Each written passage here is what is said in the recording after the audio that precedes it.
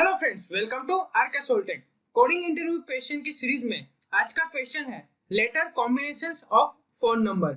मतलब कि ये क्वेश्चन में हमें एक स्ट्रिंग दी जाएगी जिसमें डिजिट्स होंगे। मतलब कि मान लीजिए यहाँ पर हमें एक डिजिट की स्ट्रिंग दी जा रही है, तो वो कोई भी नंबर की हो सकती है। हम ले लेते हैं 3 4 और उस हिसाब से हमें वो जो फोन नंबर होता है उसमें कौन से लेटर्स आते हैं उसका सारा कॉम्बिनेशन बना के हमें एक स्ट्रिंग एरे पास करनी है। और वो जो स्ट्रिंग एरे हो उसमें जो भी हमें इनपुट में डिजिट्स की स्ट्रिंग दी गई है उस हिसाब से सारे कॉम्बिनेशन बना के हमें रिटर्न करवाने हैं। तो सबसे पहले ये क्वेश्चन हम अंडरस्टैंड कर लेते हैं कि जैसे कि हमारे पास फोन पे कीबोर्ड आता था, वो कीबोर्ड का यूज करके हम कोई भी जो न्यूमेरिक वैल्यू है वो लिख सकते थे, साथ ही में ही कोई अल्फाबेटिक वैल्यूज लिखनी हो तो वो कॉम्बिनेशन भी कर सकते थे। जैसे कि आपको यहाँ पर स्क्रीन पे दिख रहा है कि अगर हम 2 की जो न्यूमेरिक वैल्यू देखें तो उसके साथ में ही ए बी सी इस टाइप से स्ट्रिंग वैल्यू और अल्फाबेटिक वैल्यू भी दी गई है।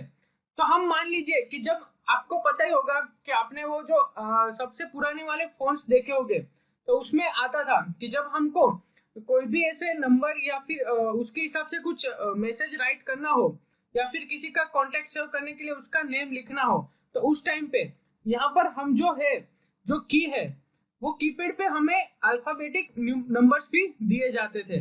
मतलब कि अगर हमें यहाँ पर ए लिखना है तो हमें ये 2 की जो की है उसको हम क्लिक करेंगे तो यहाँ पर ए लिख पाएंगे, और अगर हमें बी लिखना है तो इसको 2 टाइम हमें क्लिक करना है, और अगर सी लिखना है तो 3 टाइम। इसी हिसाब से जब यहाँ पर 7 नंबर पे PQRS है तो उसमें से अगर आपको S लिखना है तो आपको ये जो 7 की है वो आपको 4 टाइम क्लिक करनी होगी। इस तरह से ही अगर हम दो कॉम्बिनेशन देखें तो अगर हमारे पास है 3 और 4 तो उसमें अगर मैं एक बार 3 क्लिक करूंगा तो वो होगा D, और साथ ही में अगर मैं 4 क्लिक करूंगा तो वो होगा G। ऐसे ही मैंने एक बार 3 क्लिक किया तो वो होगा D, और साथ ही में ही अगर मैंने 4 2 बार क्लिक किया तो फिर वो हो जाएगा DH।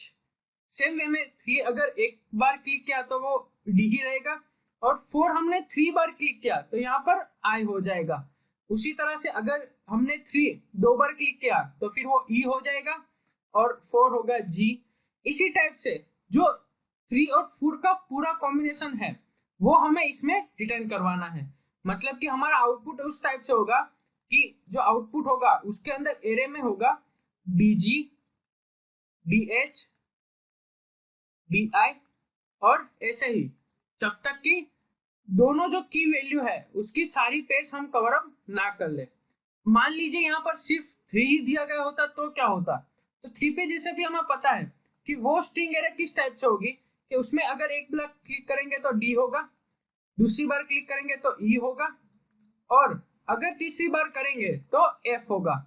उसी टाइप से अगर सिंगल वैल्यू दी गई तो जो हमारी स्ट्रिंग एरे का कॉम्बिनेशन होगा वो भी सिंगल वैल्यू का ही होगा।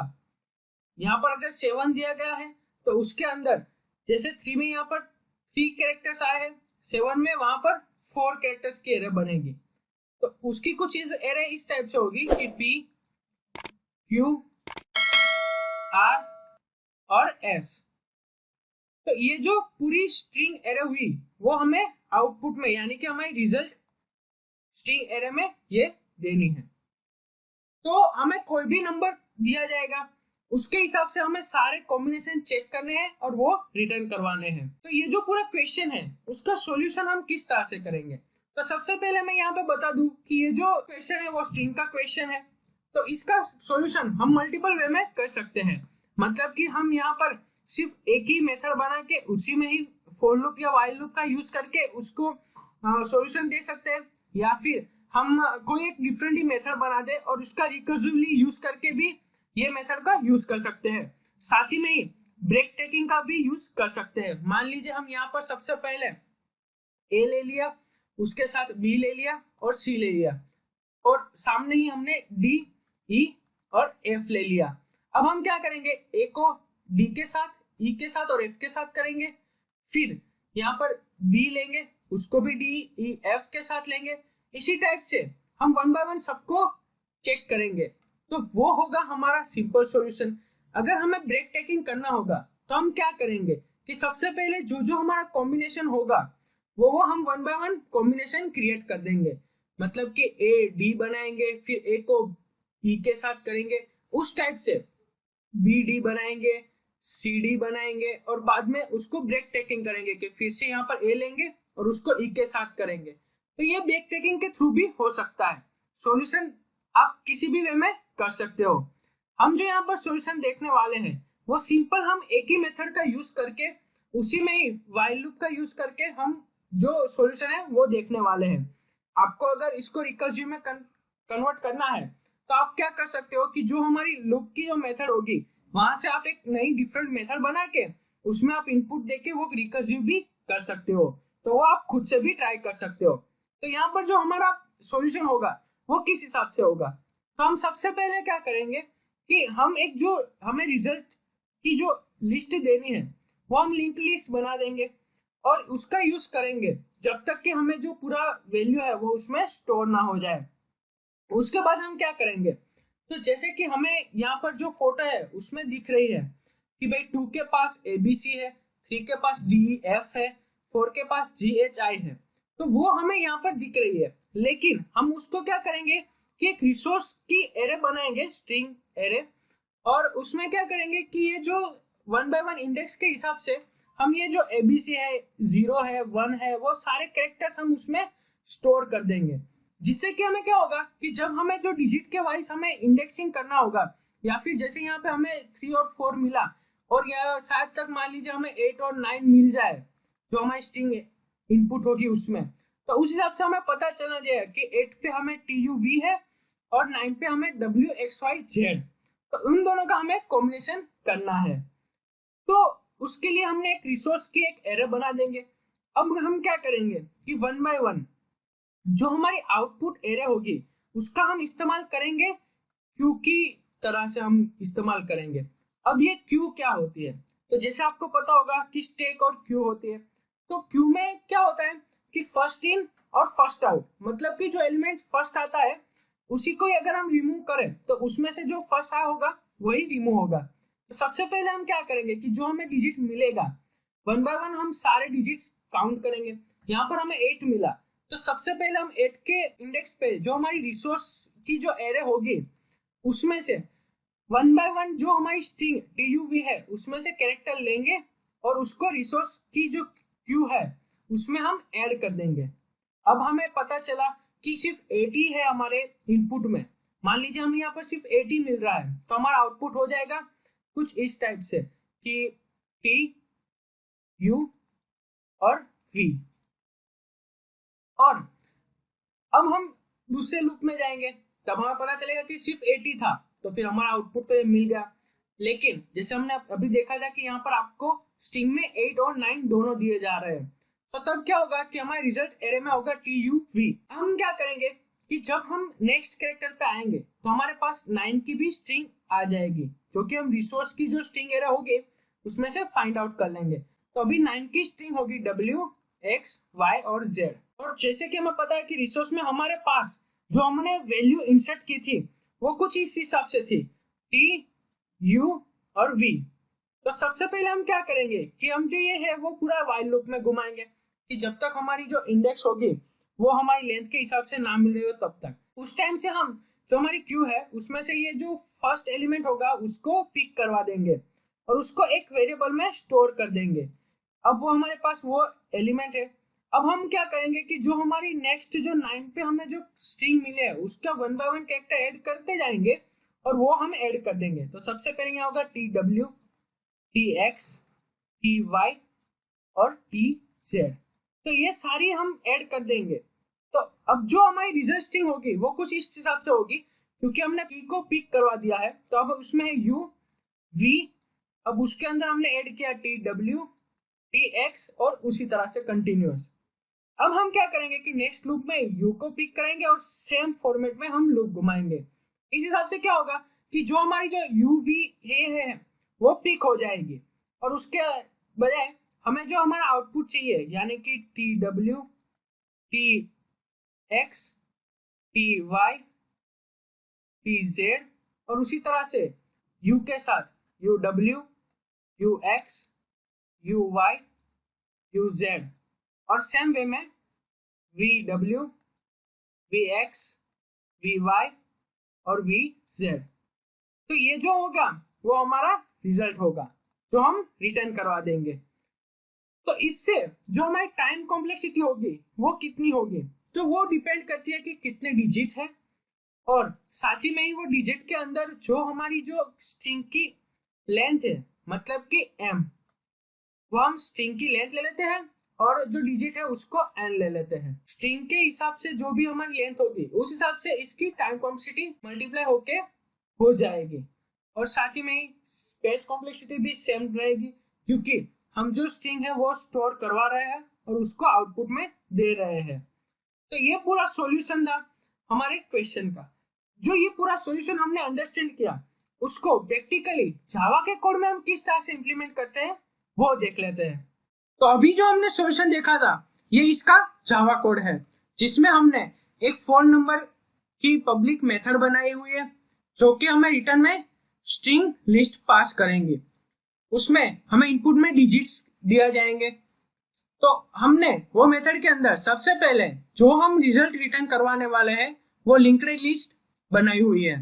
अब हम सबसे पहले क्या करेंगे कि सबसे पहले चेक करेंगे कि हमें जो इनपुट में डिजिट्स दिए गए हैं उसकी लेंथ अगर 0 होगी, मतलब कि हमें सिर्फ नल स्ट्रिंग दी गई होगी, तो वो हम डायरेक्ट ही जो हमने लिंक्ड लिस्ट बनाई हुई है रिजल्ट की वो रिटर्न करवा देंगे। अगर वो नहीं हुई तो हम क्या करेंगे कि रिजल्ट के अंदर हम एक ब्लैंक स्ट्रिंग ऐड कर देंगे। अब जैसे हमने वो देखा था कि हमारे जो फोन नंबर होते हैं उसके साथ जो स्ट्रिंग्स होती है उसके हिसाब से हम एक रिसोर्स का स्ट्रिंग एरे बना लेते हैं। तो सबसे पहले जो 0 की इंडेक्स पे होता है वहां पे 0 की स्ट्रिंग, 1 की स्ट्रिंग, 2 पे ABC और उसी तरह से 9 पे WXYZ। तो वो हमने रिसोर्स की स्ट्रिंग एरे में स्टोर कर दिया है। अब हम जो हमारी डिजिट की जो हमें इनपुट स्ट्रिंग दी गई है उसमें से हम एक आई का लूप घुमाएंगे। वो तब तक घुमाएंगे जब तक डिजिट्स की लेंथ है तब तक वो आई का लूप घुमाएंगे। अब उसके अंदर हम एक इंडेक्स वेरिएबल ले लेंगे। ये इंडेक्स वेरिएबल क्या करेगा, तो जो भी हमें डिजिट्स में इनपुट स्ट्रिंग दी गई है, मान लीजिए यहाँ पर हमें दी गई है 3 और 4, तो ये जो इंडेक्स वेरिएबल होगा वो जो भी यहाँ पे कैरेक्टर होगा वो कैरेक्टर को इंटीजर वैल्यू में कन्वर्ट करके वो इंडेक्स को स्टोर करेगा। मतलब जो कैरेक्टर यहाँ पर है 3 उसको अगर इंटीजर में कन्वर्ट करेगा तो मिलेगा 3 और वो हम यहाँ पर स्टोर कर देंगे। इससे क्या होगा कि जब हम हमारे जो रिसोर्स में हमने जो स्ट्रिंग की जो रिसोर्सेज हमने स्टोर करके रखी है उसको हम एक्सेस करके जब हमें लूप घुमाना होगा तब उसका यूज करेंगे। तो मान लीजिए यहाँ पर सबसे पहले जब आई आएगा तब यहाँ पर होगी 3, तो हमें जो इंडेक्स 3 पे वैल्यू होगी वो हम उससे एक्सेस करेंगे।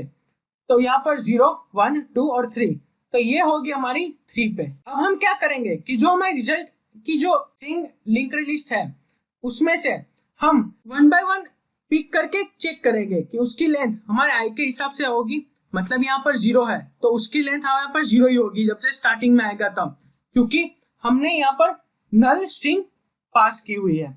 तो वो व्हाइल लूप के अंदर जाएगा और उसके अंदर हम एक स्ट्रिंग वेरिएबल ले लेंगे जिसमें हम क्या करेंगे कि रिजल्ट्स में से जो भी फर्स्ट कैरेक्टर हमने इंसर्ट किया होगा वो रिमूव कर देंगे। मतलब कि जो ये नल स्ट्रिंग है वो रिमूव हो जाएगी।